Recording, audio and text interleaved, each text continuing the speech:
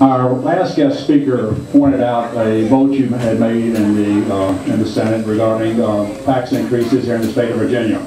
Could you please explain that? And because it's something that keeps coming up very frequently. Thank you very much for asking that question. And let me be clear about one thing before I talk. And I've talked about it here in this group before, and I think I talk about it everywhere I go. But I appreciate you asking, because it is an important question that people need to know, and they need to be able to explain, especially if they're supporting me.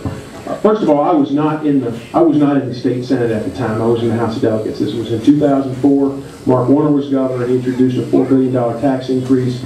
I was in the House at the time, and we stood at 0. In Virginia, you need to know this. We meet for 2 months.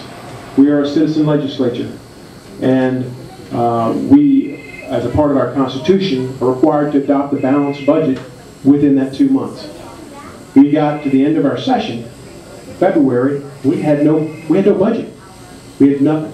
We had nothing that hit the floor from either House or Senate at that time that constituted a budget. We went into overtime, into a stalemate, went March, April, May, June. On June 30th, we were staring down the barrel of a government shutdown. And that was what everybody agreed it would be.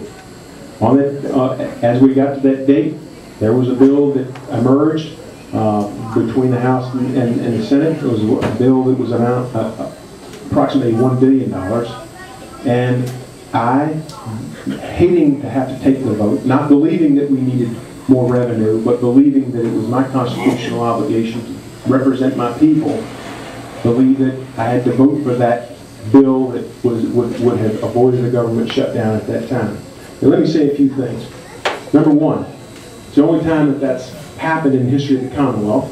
It's the only time that it's happened since I've been in the legislature. And if you go back and you look at my voting record, you'll find somebody who has voted against tax increases again and again. I voted to eliminate taxes, like the hated death tax in Virginia, and fought to do so.